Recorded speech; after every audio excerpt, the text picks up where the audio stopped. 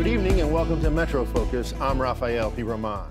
Anti-Semitism hit close to home on Thursday when a political event at the Union Temple Synagogue in Prospect Heights, Brooklyn, was canceled after graffiti was discovered in the building's stairwell that read, "Kill all the Jews."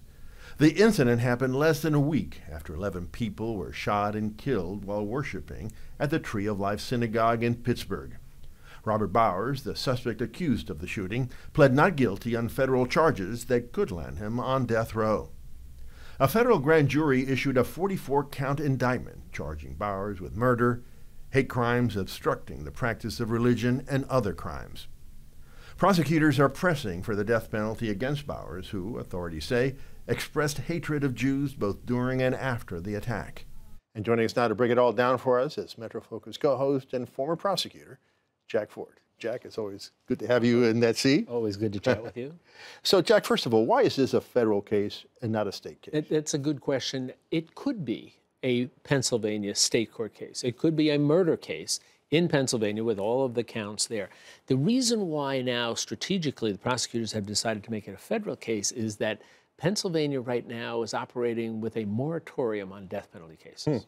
Pennsylvania is one of the states that does have the death penalty. They've executed just a small handful of defendants over the years, but the governor fairly recently said, we've got to take a look at this whole notion of a death penalty here in Pennsylvania. If we're not utilizing it, it costs so much money, why are we having it? So they put a moratorium on it. So what you're seeing now is prosecutors have said, well, there is a death penalty, certain circumstances under the federal statutes, including, as you mentioned, if you kill somebody in the midst of their pursuing their religious beliefs and religious practices. So the decision has been made, let's make this then a federal murder prosecution. You don't see many of them. And who makes that decision? Who makes that decision? Well, that'll be in coordination, Justice Department and the Attorney General in Pennsylvania, saying, okay, and the district attorney, here's how we're going to handle it. So it's going to proceed now as a federal case. Okay. So, he pleads not guilty.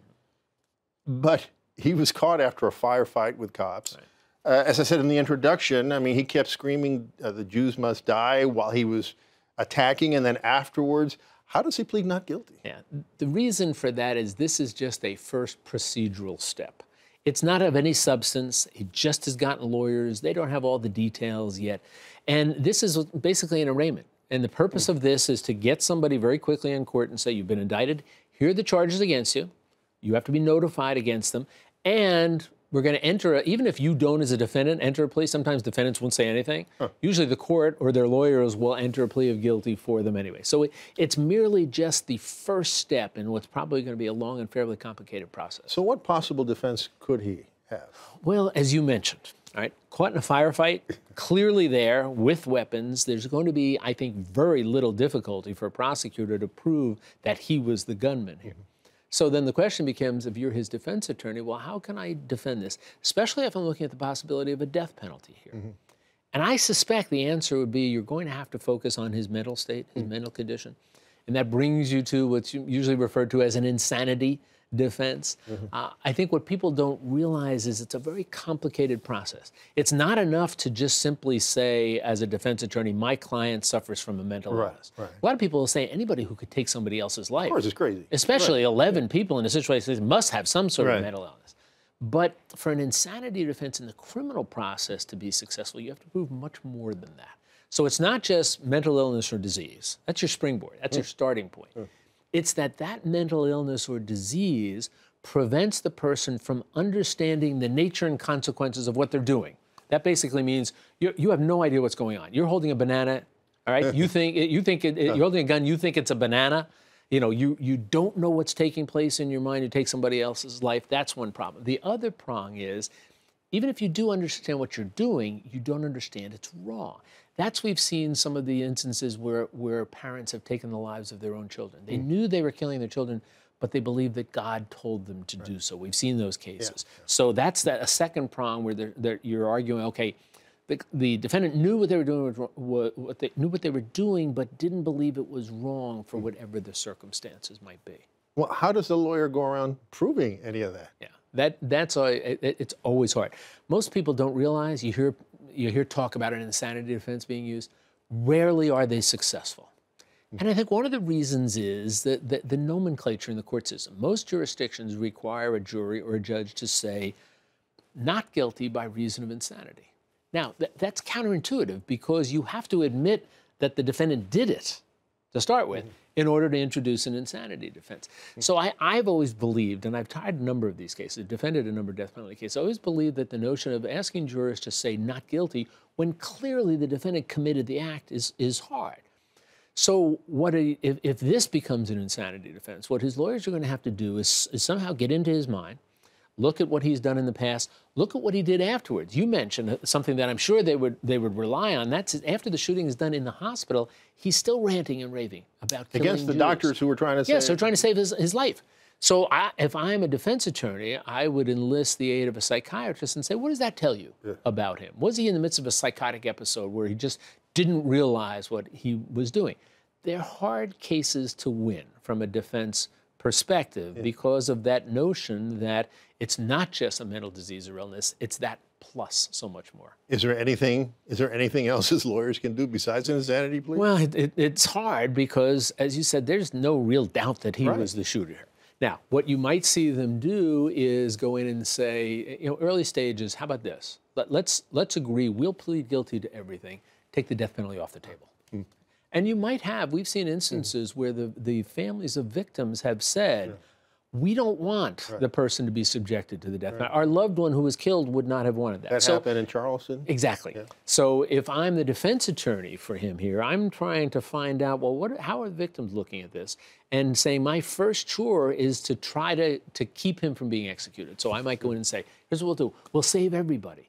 The emotional cost of having to go through a trial and testify and listen to testimony. Take death penalty off the table, we'll plead guilty. That's probably the first thing you see. Now, the government might be in a situation where they say, we can't do that.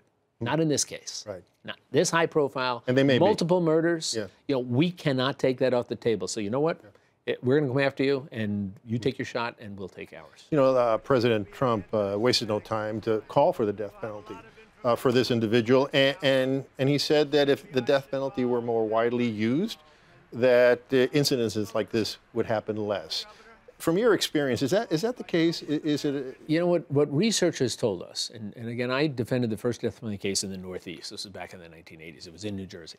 And tried a number since and have lectured on them and talked about them. Research told us that in the beginning, the notion behind a death penalty was deterrence and punishment. The research has shown us pretty definitively that the death penalty doesn't necessarily act as a deterrent because they're usually emotional explosions, literally and figuratively. So I think most people who have studied it said that the chances of it acting as a deterrent are not very significant. So we come down to the notion of it's punishment. It is what is the right punishment that we as a society are going to accept for the idea of somebody taking somebody else's life. In this instance, taking a number of other lives. So that has become now really the debate about the death penalty is whether or not that's a legitimate justification for us as a society. It's a different conversation to have, but that's what the discussion has been. But generally speaking, there might be some instances where somebody might say, yeah, maybe I better not do this because I might die myself. But most of the research has suggested that it doesn't seem to act that much as a deterrent. So I know this is going to be a long process, there's a lot of steps to go, but what's your guess? How is this going to end up? I would suspect, unless you get significant pushback from the families of the victims, that the prosecution, the government is in a situation where they have to say, look, we have a death penalty. The legislation has created it. It is essentially the will of the people through their legislators. If we're not going to use it, in a case where we have so many people literally slaughtered, this is the argument that they would make, cold-blooded slaughter, if we're not going to use the death penalty now, why do we have one at all? And I suspect, given that argument, I believe the prosecution is going to say, we're going to proceed with this as a death penalty case, again, absent objection from the victims' families. And I think you'll see this either get tried out, because if there's nothing on the table for the defendant, basically he said, the only deal we'll offer you is death.